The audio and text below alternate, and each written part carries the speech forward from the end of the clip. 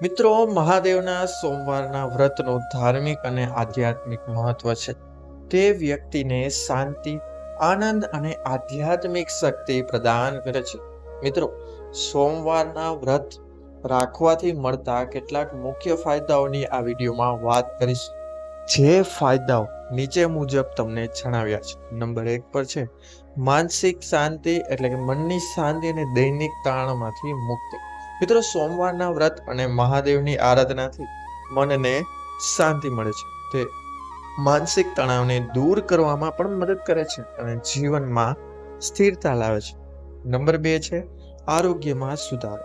આ વ્રત શારીરિક તેમજ માનસિક આરોગ્ય માટે લાભદાયક માનવામાં આવે છે. ખાસ કરીને ઉપવાસ શરીરને ડિટોક્સ કરવા માટે ખૂબ જ સહાયક છે. નંબર 3, ધન અને સંપત્તિમાં વૃદ્ધિ. મિત્રો, સોમવારના વ્રતથી માનવામાં આવે છે કે વ્યક્તિના જીવનમાં શિવજીની કૃપા થાય છે, જે ધન પ્રાપ્તિ અને આયુષ્ય વધારવામાં મદદરૂપ થાય છે. નંબર 4, વિવાહ માટે શુભ ફળ. જે યુવક યુવતીઓને યોગ્ય જીવનસાથી મળવામાં વિઘ્નો આવે છે, તેઓ સોમવારના વ્રત કરે તો તે શુભ ફળ આપે છે. ખાસ કરીને કુંવારી યુવતીઓ માટે આ વ્રત ખૂબ મહત્વપૂર્ણ છે. નંબર 5 છે કર્મફળમાં સુધાર.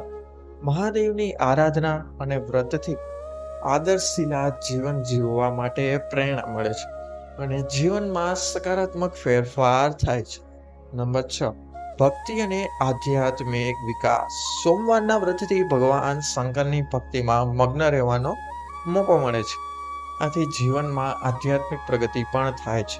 કઈ કઈ રીતે કરવું સોમવારનું વ્રત? તો નંબર 1 પર છે વહેલી સવારે ઉઠીને શુદ્ધ થઈને શિવલિંગને જળથી અભિષેક કરો. નંબર 2, શિવ મંત્રોનો જાપ કરો, જેમ કે ઓમ નમઃ શિવાય મંત્ર. નંબર 3, ઉપવાસ કરવો અને ફળ આહાર અથવા દુગ્ધ આહાર લેવો. નંબર 4, સોમવારના દિવસ પૂરી ભક્તિ સાથે મહાદેવને પ્રાર્થના કરો.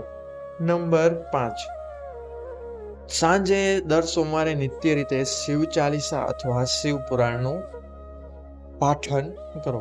મિત્રો, આ વ્રત ધાર્મિક શ્રદ્ધા અને આધ્યાત્મિક શક્તિ પ્રદાન કરી જીવનમાં સકારાત્મક ઉર્જા લાવે છે.